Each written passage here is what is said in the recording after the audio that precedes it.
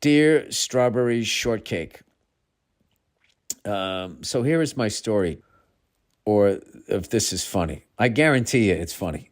All right. In the early 90s, I worked mornings at a retail store. I would get off about 1 p.m. That's a good job. Across the street was a dollar theater showing second-run movies. Sometimes I would go see a show before going home. What are you, Lee Harvey Oswald? One day I go and am the only one in the theater. I'm thinking, hell yeah. Then just as the movie starts, 5 women come in, oh Jesus, and sit right in front of me in an empty theater. Of course they did. They are talking the whole time, all through the movie. Dude, whatever you said to them. At first, I'm going to get up and move. Then I'm like, I was chewing a big piece of Hubba Bubba bubble gum.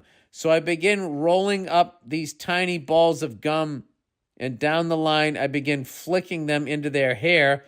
I managed to evenly distribute 2 whole pieces among them without getting caught. At the time, I felt this was the perfect revenge. All these years later, sometimes I wonder, go fuck yourself. Thanks for all the laughs. I mean, that was kind of a chick move to do something like that. You should have said something. I mean, why didn't you just say something? Were you afraid they were going to beat you up? Why wouldn't you just be like, hey, can you ladies do me a favor and just quit your fucking yapping? Did you have to sit in front of me? I mean, you could have said a bunch of things. What were they going to do? What were they going to do? This was pre-UFC women, right? All right. Joe Burrow is ridiculously jacked for a quarterback. And this really just, it annoys me how jacked he is. I got to get in shape, man. All right. Bill, great emails. Please remind the listeners of the podcast. Here's, if you want to write in, the Monday morning podcast. I want to hear some more shit talk from the 3% of the world's population that gives a fuck about rugby. Monday morning podcast at gmail.com. That is the email. Monday morning podcast, all lowercase at gmail.com. You can send in your questions and comments. All right. I will be honest with you. I actually love the sport of rugby. And I like all of those sports. I like cricket. I like any shit. Australian rules football. The reason why I can make fun of this shit is because I watch it. I like the Premier League. The only thing that I will say that I'm not a fan of is this new slap fight shit that people are doing. I just think nowadays, with all the knowledge that we have about concussions and CTE and all of that, I mean, to just sit there and just let somebody slap you that hard across the fucking face. Like, how many times can you honestly do that? I mean, you look at like NFL enforcers and the amount of headshots those guys take, and they're trying to prevent it. Here's one for you. I don't think there's a professional fighter out there that says that they would do that for a living. Just for the simple fact that you have to let yourself get hit that hard. And you can't defend, you can't move your head or anything. You have to stand there. That's just, I just feel like that's just taking advantage of people that need money. I don't know why else you would want to do that. But maybe you do. I have no idea. So anyway, yeah, it was a great weekend, man. I was really sitting, like, the amount of shit over the years, especially like comedians that I saw that had kids. This is my impression of going to Disneyland, and they were doing that whole fucking thing of, like, you know, standing in a line and then turning in directions and shit like that. The only thing that did suck, though, is they do that Big Brother shit when they wanted to take a picture of you before you went in there. And they go, don't worry, we get rid of it at the end of the day. It's like, no, you don't. You don't. You don't. So what I would recommend is you go in and you wear those fake lenses, the ones that color your eyes a different color, so they don't do that retina shit, whatever the fuck they're doing. I'm already in the system. It's too late for me. All right. Maybe that's why Goofy kept skipping away from me, because they didn't like what they found in their retina scan. But other than that, man, it was a great time, and getting to see my daughter and her best friend, like, they were like freaking out the night before. They had so much energy. They were so friggin' excited. And that's like literally, that's what the experience is watching them freaking out. Like, we went to breakfast, they're like, oh my God, there's Minnie Mouse. Like, just losing their minds was just so awesome. And also underrated, getting to go to something like that and I don't have to get on a fucking airplane.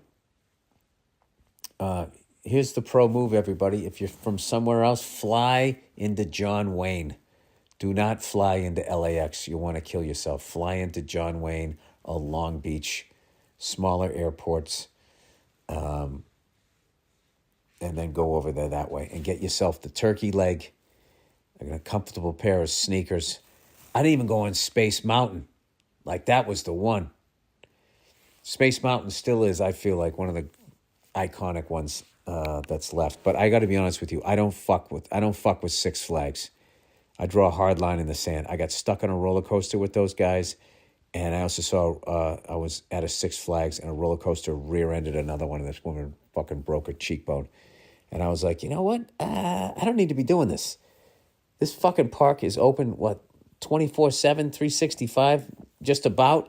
They're running these rides. When do they have time to maintain them? When do they maintain them? When someone gets stuck on one? Maybe they don't. Maybe they're up on it. Maybe, because you got to think, though, the odds are in your favor. Let's say something positive about Six Flags. They're running those fucking things all the goddamn times. The level of fatties that get on that fucking thing and it still goes and everybody gets back safe. All right, you know what? I judged you too fast, Six Flags. But I'm all set on that. I'm all set on Six Flags. I don't mind flying past one. There's a great one up on the 5, up by like Magic Mountain, whatever you call it. I like flying by that one. But as far as getting on them, I don't think so. All right, so we got the Cowboys, 49ers are next. I think I'm liking the 49ers, but everybody I know thinks the Cowboys.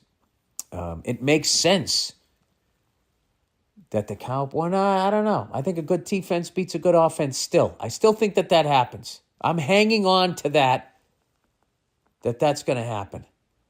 10 killed, 10 wounded. Dude, what in the fuck is going on in this world? What is going on in this fucker? They keep fucking showing these. Now I'm talking about. I'm a big believer in you shouldn't talk about that stuff. When that shit happens, just fucking, I tell the people that need to know. You don't tell anybody else. You don't glorify the person that did it. And I think it goes away. But I think if you just keep showing it, right? It's like, this is like advertising for psychopaths. All right. That's sort of a dark thing to end on. But, what do you want from me? What the fuck do you want from me? All right. That's old Freckles. My condolences to the Buffalo Bills fans. I was fucking rooting for you this year. Before that almost tragic event.